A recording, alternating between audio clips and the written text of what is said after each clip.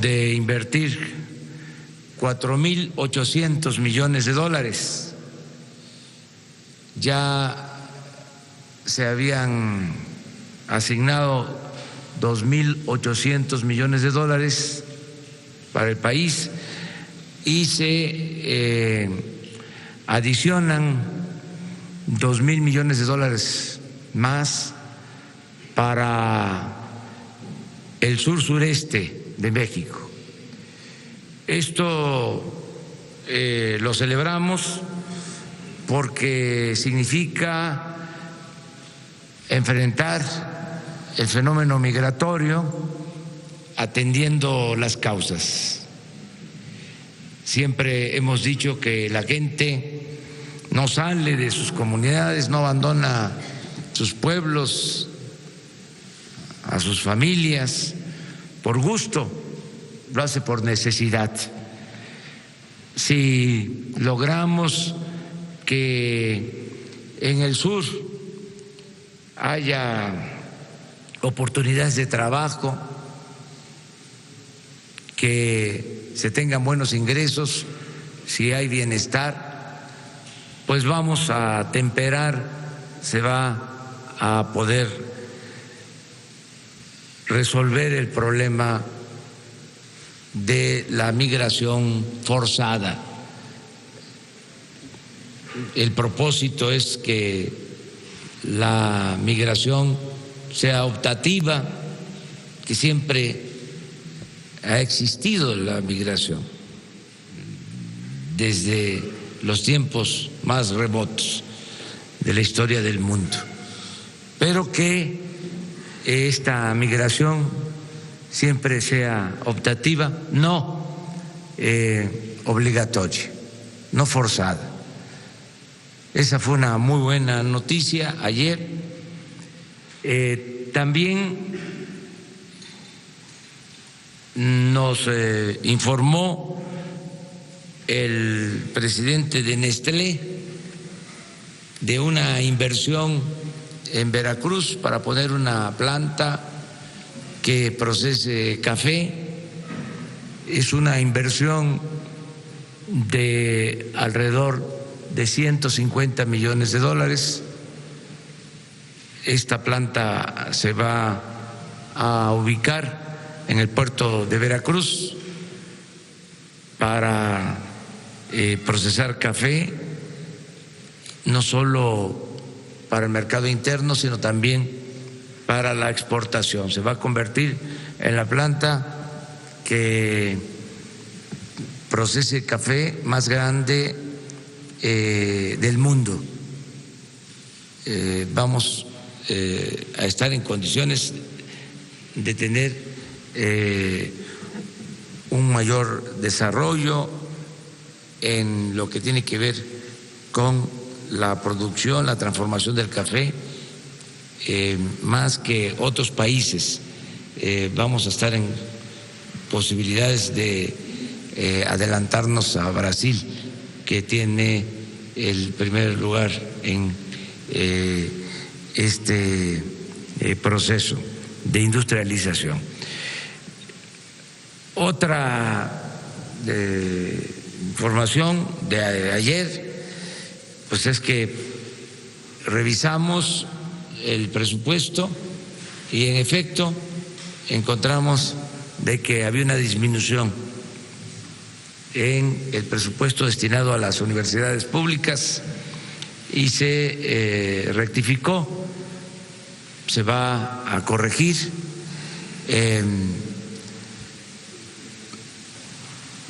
Hacen falta de 4 a 5 mil millones de pesos. Yo había hecho un compromiso, seguramente ustedes lo recuerdan, como presidente electo fui a la ANUIS y dije que si no aumentaba el presupuesto de las universidades públicas no iba a disminuir, que iba a ser el mismo de este año más inflación. Entonces esto no se estaba cumpliendo y por eso se tomó la decisión de corregir este error y se va a hacer un ajuste al gasto de operación del gobierno en lo que tiene que ver con las secretarías, con las dependencias del gobierno federal, lo que tiene que ver con el Ejecutivo, sin afectar organismos autónomos. No podríamos hacerlo, es parte del gasto de operación de nosotros, o sea, de las secretarías, incluido el gasto de la Presidencia de la República. En total, una disminución del 4% del gasto de operación. Esos fondos son los que se van a trasladar a las universidades, de 4 a 5 mil millones de pesos. Es otro ajuste en el plan de austeridad republicana. Estamos pidiendo, y creo que vamos a tener respuesta favorable, de que los fondos que se destinen a las universidades se manejen con honradez, que no haya derroches, que haya austeridad. Somos respetuosos de la autonomía de las universidades, pero es ya una etapa nueva, se acaba la corrupción, se acaban los lujos, los gastos superfluos. Hay que reducir lo más que se pueda el costo del gobierno a la sociedad, que cada vez le cueste menos al pueblo mantener al gobierno. Ese debe ser el propósito en todos los ámbitos y vamos nosotros a seguir actuando de esa manera, con austeridad republicana. Les traje, porque les ofrecí que iba yo a hacer el análisis sobre lo que significó el aumento en el salario mínimo a lo largo de todo el periodo neoliberal. En efecto, nunca se había dado un aumento como el que se autorizó hace 2 días. Subrayo, por acuerdo del sector obrero y del sector empresarial. Les agradecí en su momento, lo vuelvo a hacer, sobre todo al sector empresarial, que haya aceptado que cambie ya la política salarial. Cuando vean esta tabla, vamos todos a comprender lo injusto que ha sido la política salarial en México. En 20 años, por ejemplo, los aumentos al salario se otorgaron por abajo de la inflación. Esto es hasta una violación a los derechos humanos. Pero estamos hablando de todo el periodo neoliberal, de 60 a 75% de pérdida del poder adquisitivo del salario. Una gran injusticia. Entonces, esto es una muestra fehaciente de que las cosas están cambiando en el país, con la participación de todos. En este caso, repito, con el acuerdo del sector obrero y del sector empresarial. Esto lo considero un logro en esta nueva etapa. Y me gustaría, se los pido de manera especial, que se difunda este cuadrito, porque habla más que 1000 artículos, que 1000 editoriales. El cuadro explica lo que ha sucedido, el significado tan inhumano de la política neoliberal que está ya haciéndose a un lado. Ya estamos en una etapa nueva, distinta. Bueno, pues eso era lo que creo que tenía que informarles y empezamos. Buenos días, presidente. Frank Jack Daniel, de la agencia Reuters. Hablando del tema de migración, más allá de los fondos anunciados ayer, se mencionó en el comunicado que están negociando un marco para migración ordenado, legal y seguro. ¿Qué ideas están explorando con los Estados Unidos en este sentido? ¿Y sigue la posibilidad de que centroamericanos retornan a México después de cruzar a los Estados Unidos para pedir asilo? Y finalmente, ayer se conoció que torturaron y asesinaron a 2 hondureños jóvenes adolescentes en Tijuana. Y me gustaría saber si lo están investigando, qué están haciendo para dar protección a los centroamericanos que ahora pasan meses en la ciudad para pedir asilo en los Estados Unidos. Sí, hoy a las 11 de la mañana, la secretaria de Gobernación y el responsable de la política migratoria van a informar sobre la política de México en cuanto a la protección de migrantes. Van a dar un informe general. Yo creo que la parte de atender el problema con inversión ya es algo favorable, pero tenemos que mantener una política migratoria apegada a la defensa y la protección de los derechos humanos. Y también una política migratoria que garantice el derecho al asilo, el derecho a recibir un trato justo a todos los migrantes. Esto lo vamos a seguir manteniendo. Estamos pendientes todos los días de lo que sucede en los albergues en Tijuana. Se tiene atención adecuada, especial, humanitaria en los albergues.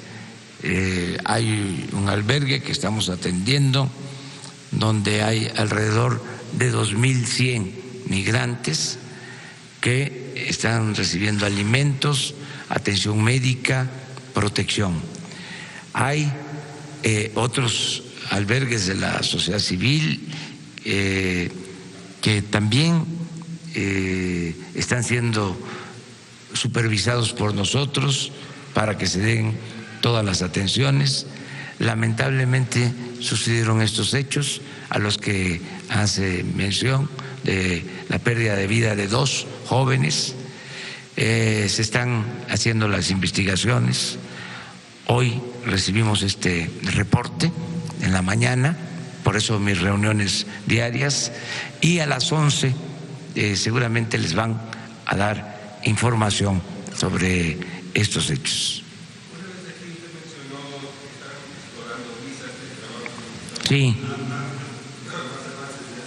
es que es probable que hoy, si no mañana, el secretario de Relaciones Exteriores, Marcelo Ebrard, les hable del proceso que estamos siguiendo, de cómo se están llevando a cabo las conversaciones con los funcionarios del gobierno de Estados Unidos para resolver de manera integral todo lo relacionado con la política migratoria.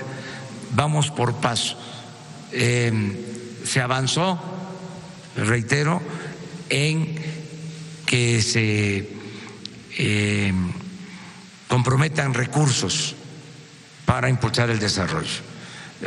Tenemos todavía que ponernos de acuerdo sobre los proyectos.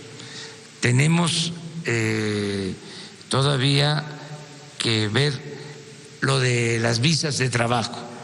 Nosotros estamos comprometidos a otorgar visas de trabajo a trabajadores centroamericanos, porque los proyectos que se van a aplicar en el sureste del país, más estas inversiones, van a permitir que haya ocupación. Vamos a poder dar visas de trabajo a trabajadores centroamericanos. Y queremos también que en Estados Unidos se den visas de trabajo para México, que se amplíe el número de visas y que también haya visas de trabajo para migrantes centroamericanos. Estamos analizando todo esto con el gobierno de Estados Unidos. Yo le voy a pedir a Marcelo que les informe más sobre esto. Hoy es política migratoria, la definición de nuestra política migratoria y el plan general que lo exponga el secretario de Relaciones Exteriores. Buenos días, presidenta. Janet López Ponce de Milenio. Preguntarle, este error que se dio en el presupuesto de las universidades, ¿en qué momento usted se da cuenta? Porque todavía ayer usted en la conferencia seguía sosteniendo que no había una reducción en el presupuesto a las universidades. ¿De quién fue un error? ¿De Presidencia, de Hacienda? Y pues ya van algunos errores que se cometen en cosas tan delicadas como esto, como la reforma educativa. ¿Quién se está equivocando tanto en el gabinete, presidente? Y también preguntarle, ayer Alfonso Durazo decía en el tema de la Guardia Nacional que si no se aprobaba definitivamente todos los militares regresaban a los cuarteles. ¿Es así tan extremista la estrategia de plano, si no se aprueba el modelo de la Guardia, regresar a todos los militares? Gracias. Bueno, pues sí cometemos errores, O sea, esta es la diferencia entre el ser humano y la divinidad.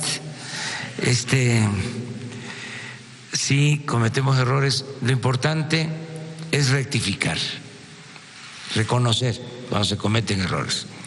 En este caso, les comentaba, fue un planteamiento que hice públicamente, seguramente ustedes lo registraron. Más tarde les puedo decir el día, la hora, incluso hasta debe estar grabado, debe haber un audio, o se registró, se ha de haber publicado. Y yo tenía la idea de que se había recogido este compromiso. Ayer, si ustedes recuerdan, les comenté que les iba a informar el secretario de Educación, todavía en la idea de que no había disminución al presupuesto de las universidades.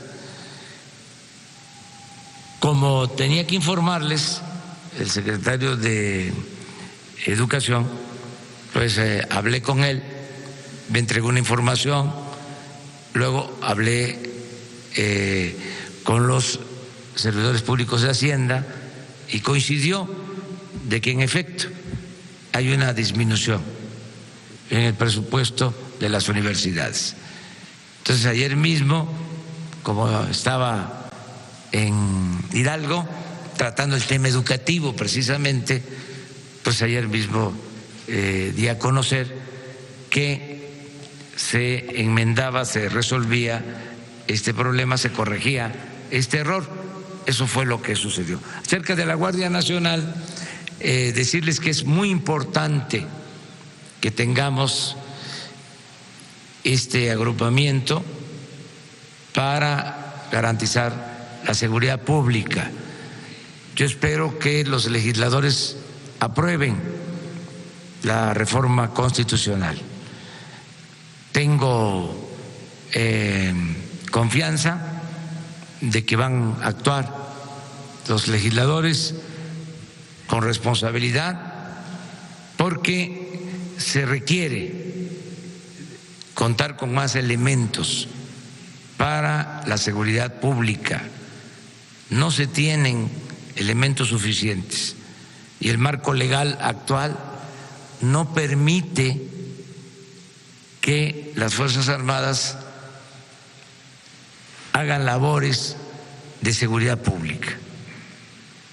El artículo 21 de la Constitución, para ser precisos, establece que la seguridad pública debe ser responsabilidad de la autoridad civil y no tenemos elementos suficientes. Requerimos del apoyo de las Fuerzas Armadas para crear este nuevo agrupamiento que garantice la seguridad pública sin violar derechos humanos y con el cumplimiento de protocolos para el uso de la fuerza. Esto va a ayudar mucho. Les daba el ejemplo que en la Ciudad de México hay 86,000 policías en las 4 corporaciones, en la preventiva, en la bancaria, en la auxiliar, en la policía fiscal, 86,000. El presidente de la República, con el marco actual, como lo establece la Constitución, solo puede disponer de 20,000 elementos, de 20,000 efectivos de la Policía Federal.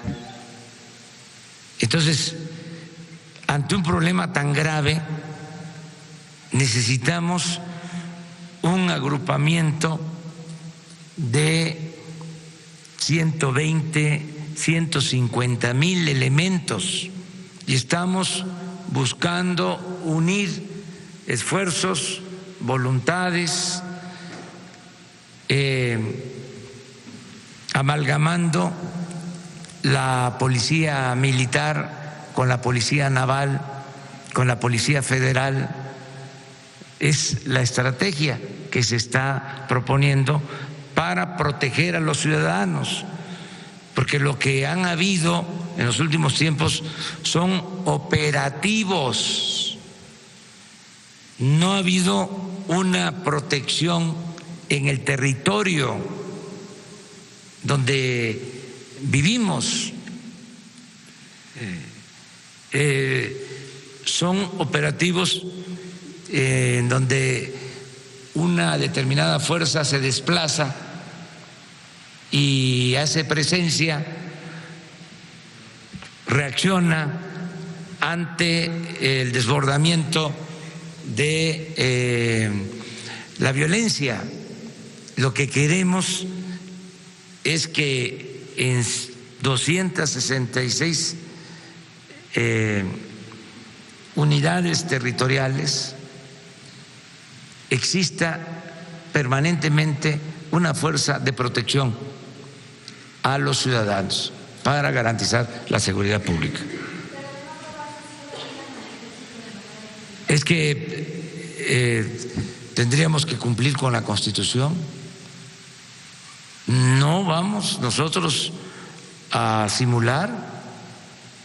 Esto no es el porfiriato o los tiempos posteriores al porfiriato, de que la Constitución se respetaba en la forma y se violaba en el fondo. O sea, hay que cumplir lo que establece la Constitución.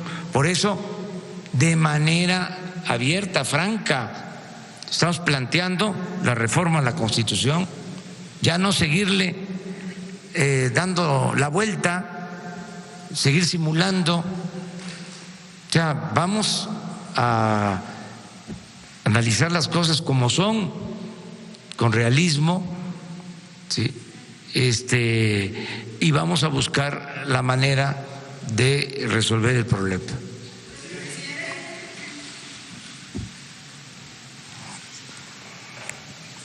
¿Qué se me hace que hoy va a ser pura primera fila? Buenos días, presidente. Sara Pablo de Radio Fórmula. Preguntarle dos cosas en el tema de la Guardia Nacional. ¿Qué va a pasar si en la consulta de marzo, dijo usted 21, la gente dice que no a la Guardia Nacional? ¿Qué va a pasar con la ley si es que ya la aprobaron los diputados? ¿No sería mejor esperar a que se diera la consulta y luego la aprobación del Congreso? ¿O en qué tiempo usted ve que pudiera ya estar lista? Y bueno, por el tema presupuestal nada más, hay otros rubros. Ayer Marcelo Ebrard decía que quizá había sido también un error recortar a los consulados, que él esperaba que hubiera alguna reparación también. También en cultura, hay una protesta de artistas ayer en el Congreso, ¿hay apertura, hay posibilidad todavía de maniobra en este presupuesto, en este proyecto que envió para estas reasignaciones? Gracias. Sí, dos cosas. Nos urge la reforma constitucional para atender el problema, o atender mejor el problema de la inseguridad y de la violencia. Y estoy seguro que la gente va a apoyarnos, nos va a respaldar en la consulta, si posteriormente se realiza. Además, para llevar a cabo la consulta, estamos también esperando la modificación al artículo 35 de la Constitución, porque hay una propuesta en ese sentido. Acerca de la revisión del presupuesto, bueno, yo sin decir que se va a revisar todo, sí señalo que, como su nombre lo indica, se trata de un presupuesto. Entonces está sujeto a la revisión. Todavía en esta etapa del Ejecutivo. Luego, pues es la facultad de la Cámara de Diputados, facultad exclusiva de la Cámara de Diputados, aprobar el presupuesto. Ellos están atendiendo este asunto. Y luego, una vez aprobado el presupuesto, por ley, el Ejecutivo tiene facultades para hacer ajustes, y estos posibles cambios se van a dar a partir de los avances que se vayan registrando, porque muchas veces se autoriza presupuesto a una dependencia y no se ejerce. Hay lo que se conoce como subejercicio. Eso es muy común. Entonces, nosotros vamos a hacer una evaluación sobre avance de obras, de las acciones del gobierno, avance físico, avance financiero, para ir evaluando el ejercicio del presupuesto. Vamos a hacer estas evaluaciones trimestrales ya hasta tengo la fecha de la primera evaluación, va a ser por gabinete, se van a integrar 4 gabinetes: el gabinete de seguridad, el gabinete de Hacienda y de Desarrollo Económico, el gabinete para obras e infraestructura y el gabinete de bienestar, porque las evaluaciones no se pueden hacer con todo el gabinete, porque estamos hablando de evaluaciones programa por programa. Le estamos presentando totalmente en vivo esta conferencia de prensa matutina del presidente de México. Se hablaba al principio de la misma, de las cuestiones de migración. También anunció una inversión de $150 millones en el estado de Veracruz por parte de la empresa Nestlé para procesar café. Dijo que esta empresa o esta planta la tienen proyectada para ser la planta de este tipo, de este rubro más grande del mundo. Habló también acerca del presupuesto en cuanto a las universidades públicas que se va a corregir. Enmendó su error, dijo que lo importante era que se dieron cuenta a tiempo y que van a hacer este ajuste. Las universidades necesitan entre 4 a 5 mil millones de pesos y este ajuste se hará en los gastos de operación, que representa una disminución del 4%, que esta se irá precisamente a estas inversiones en las universidades. Habló también del salario mínimo recientemente anunciado. A las 11 de la mañana anunció también que va a haber una reunión con la secretaria de Gobernación y con el responsable de la política migratoria para informar acerca de la situación que se vive en Tijuana, en específico de estos 2 jóvenes que fueron asesinados en aquella entidad. Le estaremos ampliando un poco más adelante de más detalles que se den a conocer en esta conferencia de hoy miércoles.